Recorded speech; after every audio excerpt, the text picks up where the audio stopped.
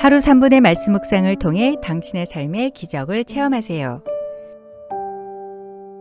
믿음의 사대를 세우는 성경 암송 72구절 그리스도를 닮아감 사랑. 요한복음 13장 34절에서 35절. 새 계명을 너희에게 주노니 서로 사랑하라. 내가 너희를 사랑한 것 같이 너희도 서로 사랑하라. 너희가 서로 사랑하면 이로써 모든 사람이 너희가 내 제자인 줄 알리라. A 집사님에게 실제 있었던 이야기입니다. A 집사는 어느 날 직장 회식 자리에서 자꾸 권하는 술을 거절하다가 술에 취해 화가 난 직장 상사에게서 뺨을 맞았습니다. 처자식이 있고 나이도 있는 사람이 여러 사람들 앞에서 뺨을 맞았으니 A 집사는 너무나 분하고 억울했습니다. 그는 집에 와서 며칠 동안 회사를 무단 결근하며 분을 사귀다가 결국 회사를 그만두기로 결심하고 사표를 내기 전 산에 올라가서 기도를 드렸습니다. 뺨 맞은 서러움과 더불어 그동안 직장에서 열심히 일한 대가가 고작 이거라는 생각에 절망했고, 한편 막상 직장을 그만두려니 앞으로 어떻게 살아야 할지 막막하여 간절히 하나님께 호소하였습니다. 그런데 기도하는 도중 뜻밖의 음성을 들었습니다. 너는 겨우 뺨 한 대 맞은 것으로 그렇게 분하고 억울해하느냐? 나는 모든 이에게 멸시천대와 고난을 받았고 너를 위해 십자가를 지었느니라. 침뱉음을 당하고 저주와 욕설, 살을 찢는 채찍으로 맞으시면서 아무런 자존심도 혈기도 변명도 없이 묵묵히 당신의 십자가를 지시고 골고다 길을 오르셨던 예수님. 손과 발에 못을 받고 조롱하던 그 무리들을 저주하지 않으시고 오히려 고통의 십자가 위에서도 저들의 죄를 용서해 달라고 하셨던 예수님의 음성이 들렸습니다. 뺨 한 대 맞은 것 가지고 어찌 고난이라고 분해하고 직장까지 그만두려 했을까? 내가 왜 그 사람 하나 때문에 정들고 사랑하는 직장을 그만두어야 할까? A 집사는 그 신비한 음성에 그리스도의 고난을 깊이 생각하며 자신의 자존심을 버리고 눈물로 회개하였습니다. 그리고는 산을 내려와서 다음 날 직장으로 출근하였습니다. 그런데 회사에서는 무단 결근한 며칠 동안 놀라운 일이 벌어져 있었습니다. 그의 뺨을 때린 상사가 아주 곤란한 지경에 처하여 징계를 받을 위기에 처하게 된 것입니다. 거기다 그 상사가 회사에서 처리했던 여러 일들이 문제가 되었습니다. A 집사는 자신의 뺨을 때린 상사를 오히려 두둔하며 그의 구명을 위해 힘썼습니다. 피해 당사자인 A 집사가 적극 나서서 그분을 도우니 결국 회사에서 내리려던 징계도 잘 해결되었습니다.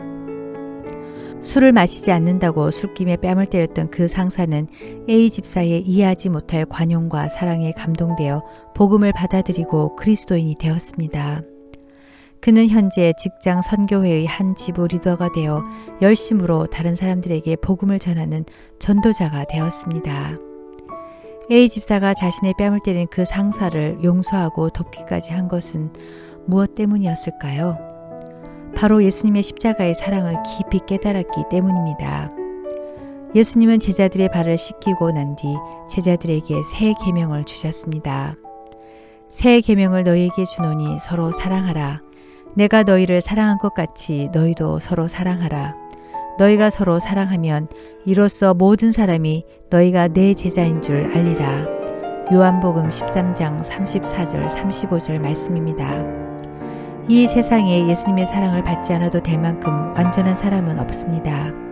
그리고 이 세상에 혼자서 충분히 살아갈 만큼 완벽한 사람도 없습니다. 우리는 주님으로부터 너무나 많은 사랑을 받았기에 그 받은 사랑을 다른 사람과 나누며 서로 사랑하면 우리는 참 행복과 진정한 기쁨을 누리게 됩니다. 고린도전서 13장 4절에서 7절. 사랑은 오래 참고 모든 것을 참으며 모든 것을 견디느니라. 이 말씀은 믿는 사람이나 안 믿는 사람이나 너무나 잘 아는 성경 말씀입니다. 그러나 잘 안다고 해서 잘 실천하는 것은 아닙니다. 하나님의 자녀된 성품을 가지려면 그동안 도저히 절대로 용납하지 못했던 사람들조차도 용서하고 오래 참으며 받아들일 줄 알아야 합니다. 우리는 하나님을 사랑한다고 고백하고 예배드리고 찬송하면서도 나와 의견과 생각과 가치관이 다른 사람들을 용납하지 못하고 미워하고 분노하고 외면할 때가 많습니다.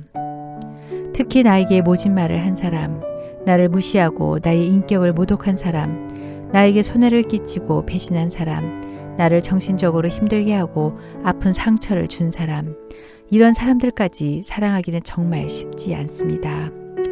세상 사람들처럼 안 보고 안 만나면 그만입니다.